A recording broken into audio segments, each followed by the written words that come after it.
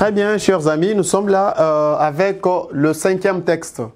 Nous avançons, comme je vous avais déjà dit, nous sommes en train de chercher à changer quand même les auteurs pour vous permettre à ce que tous les auteurs d'études et surtout de votre année paire soient vus.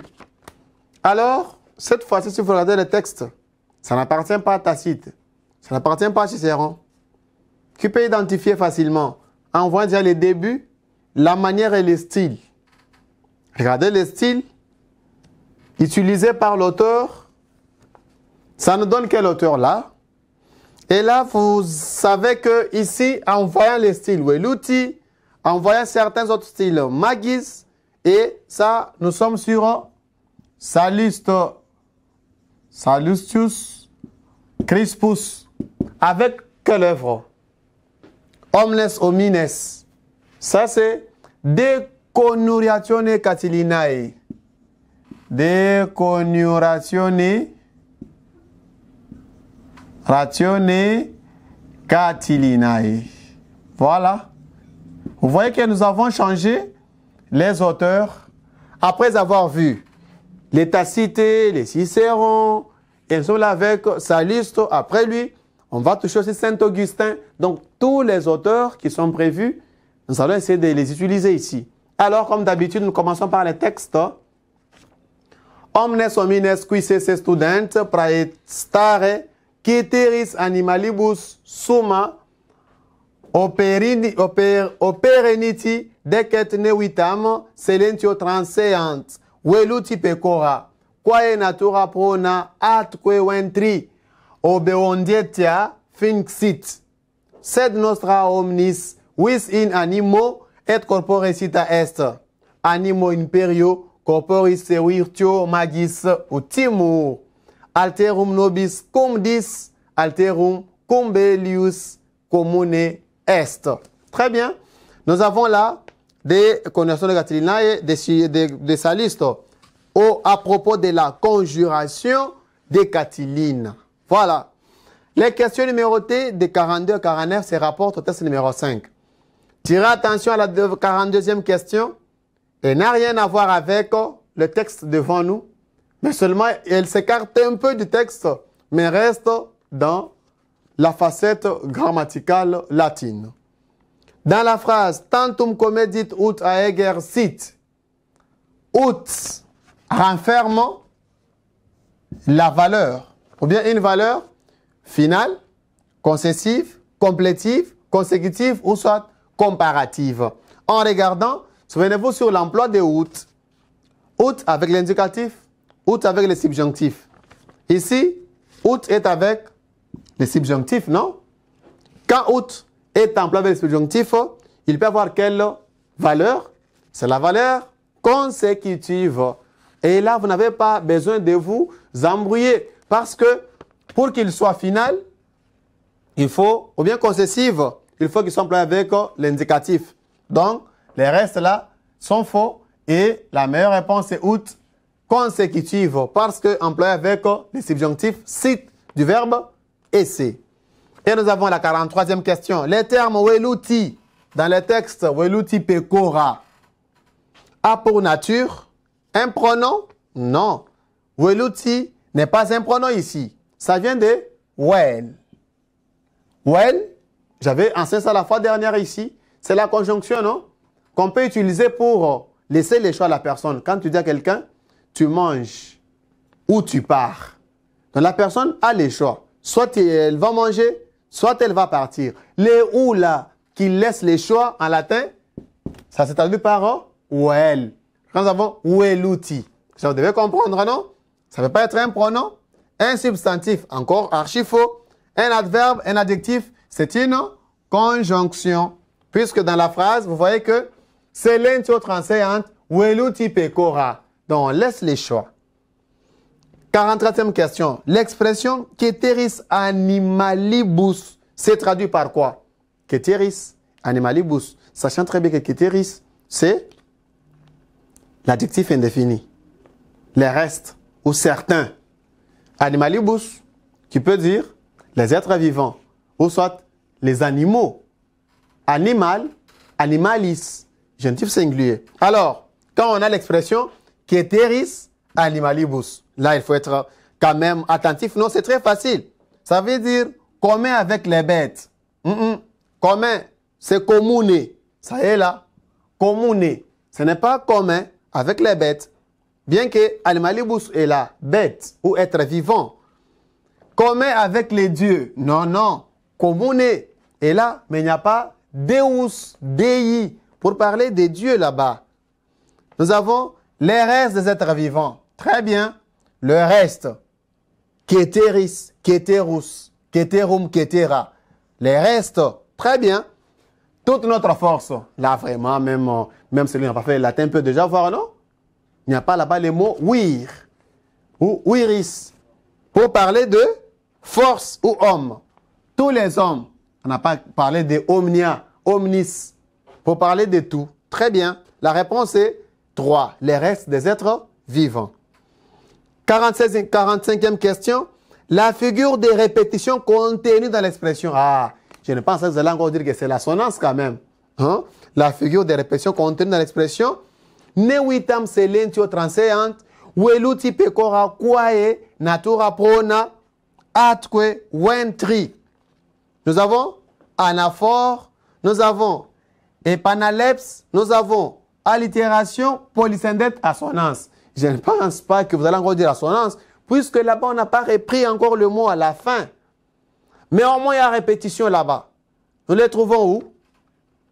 Regardons la phrase. Ne vitam silentio, veluti pecora, quae natura prona, ventri. Vitam, veluti, ventri. Il y a la répétition de même consonne. Cette fois-ci, c'est au début. Hein? Ce n'est pas les à la fin ou les am à la fin. Mais nous avons les oui, au début de plusieurs mots dans une même phrase. Connaissant déjà la définition de l'anaphore, épanaleps, allitération, polysynthète et assonance, la réponse ne peut être que l'allitération, parce que c'est l'unique figure de style qui consiste à répéter les mêmes sons là au début de plusieurs mots constituant une même phrase. Très bien. 46e question. La figure de construction, beaucoup de stylistique, contenue dans l'expression alterum nobis cum dis, alterum cum belluis commune est. Alter. Altera. Alterum. Alterum, qui est déjà l'adjectif, qui veut dire autre que, ou autre, tout simplement. Alterum nobis cum dis. Et revient encore, alterum cum belluis commune est.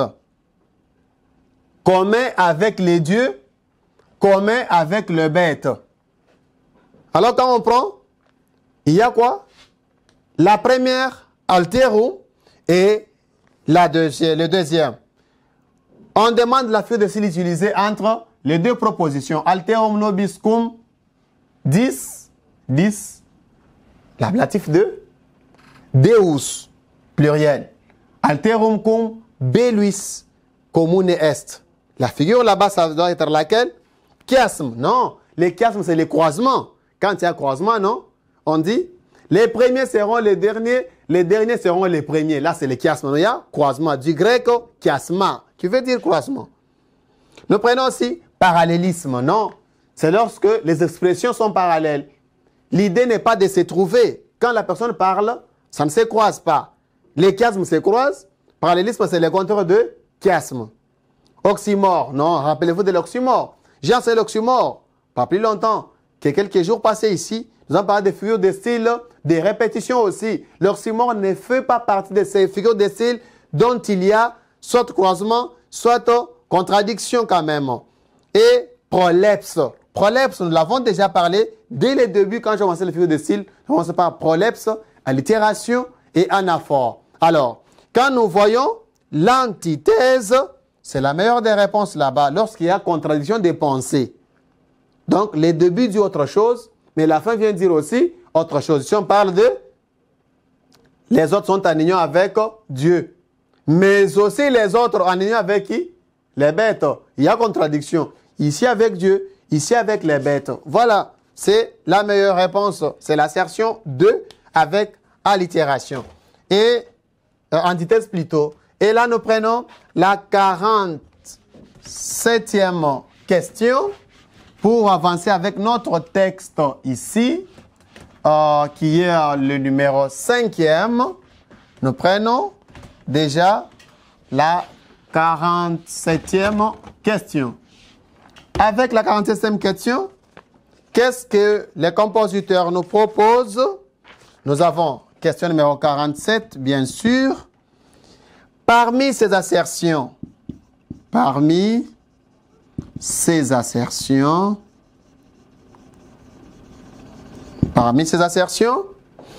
une seule contient le mot qui est mal analysé.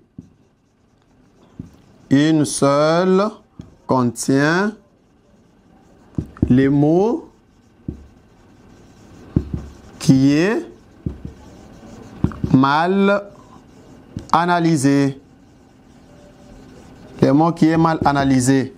Nous avons, première assertion, les mots student,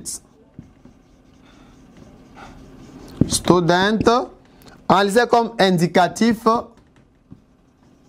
présent, troisième personne du pluriel. Nous avons deux transéantes. Qui est subjonctif présent, troisième personne du pluriel. Nous avons troisième assertion, praestare, qui est infinitif présent actif. Complément d'objet direct des student. Et nous avons la quatrième assertion, homines, accusatif pluriel, sujet des students.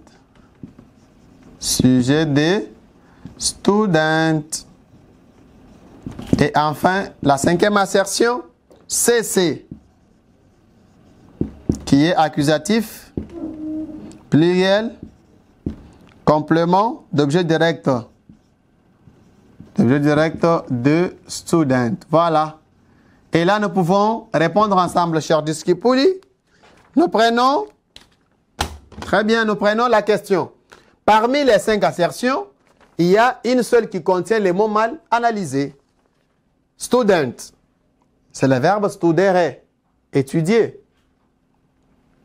Il est à l'indicatif présent, non? Très bien. Troisième personne du pluriel. Voilà. Parce que nous avons ENT à la fin comme désignance. Correct. Il n'est pas mal analysé. Transéante. Très bien. C'est un subjonctif présent, troisième personne du pluriel.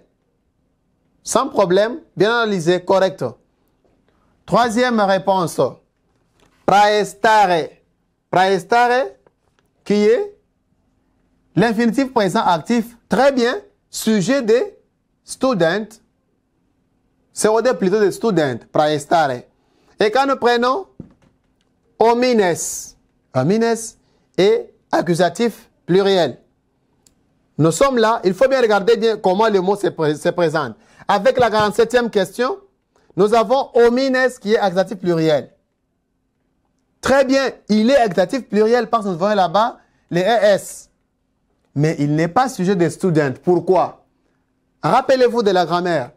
Quand est-ce que un sujet peut se mettre à l'accusatif dans une proposition? C'est lorsque la base de la proposition est un infinitif dans la proposition infinitive.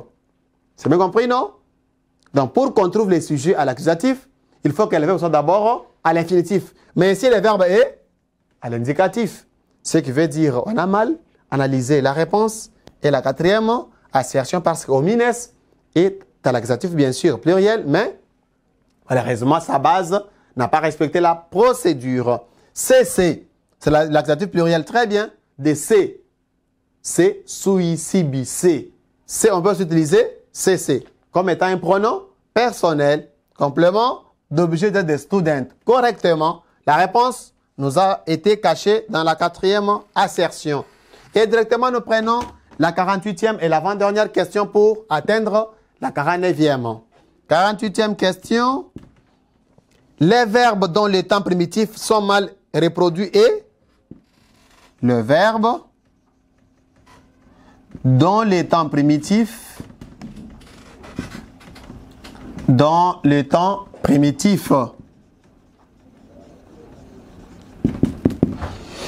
mal reproduits. Sont mal reproduits. Et d'un point, nous avons l'assertion 1, studeo, studis, studui, studere. 2. Nous avons transeo, 36, transii, transire. 3. Praesto, praestas, praestivi, praestare. Nous avons 4. Utor, uteris, ususum, outil. Et enfin, 5e assertion, scribo, scribis, scripsi, scriptum, scribere. Voilà. Les temps primitifs des verbes latins. C'est là où nous sommes. On revient à la question. On demande ici les verbes dont les temps primitifs sont mal employés. Chers amis discipuli, il suffit seulement qu'on change en latin. Il faut seulement qu'on déplace une seule voyelle comme ça et les tout changent. Et les tout changent.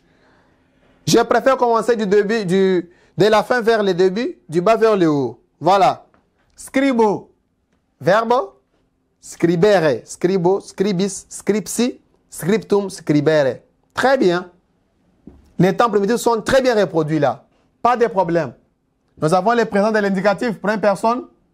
Deuxième personne. Les parfaits. Les supins et l'infinitif. Très bien reproduits là.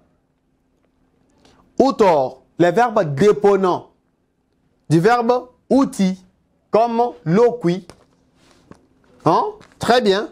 Nous avons utor, uteris, ususum, qui est le parfait, outil, très très bien reproduit, sans jambage ni prolixité. 3e assertion, praesto, très bien comme amare, praestas, amo, amas, amawi, praestawi, praestare, très bien reproduit. Transeo, le verbe transire, tirez attention. Transeo, 36. 36, transire, bien reproduit. Studeo, studis, studui, studere. Waouh, c'est là-bas. Comment? Tirez attention. Les verbes studere fait partie de la deuxième conjugation comme monere. Comment on conjugue? Moneo, mones, monet. Et son parfait, c'est quoi? Monui. Et le super, c'est monitum. Alors, regardons ici. On dit studeo. Très bien. Ici, on change seulement les i au lieu de mettre les e. On devrait dire studeo, studes. Maintenant, on a dit studeo, studis. On a seulement changé la voyelle. À la place de e, on a mis i.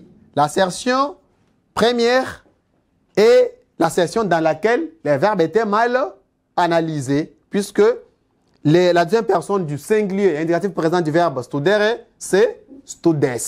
Voilà. Ça évolue bien avec Magister, Dieu donné. Et nous sommes là à la dernière question de ce texte, puisqu'on a dit de 42 à 49.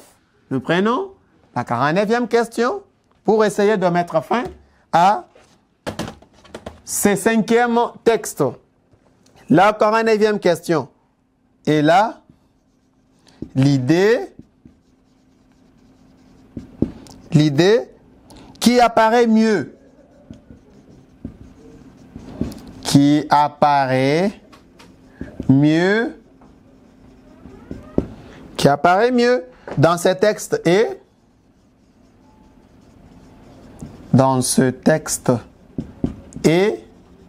deux points. Première assertion. Animus utimur magis imperio. Animus utimur magis imperio. Magis imperio. 2. Animus dis commune est. Animus dis commune est. 3. Corpus utimur. Corpus utimur.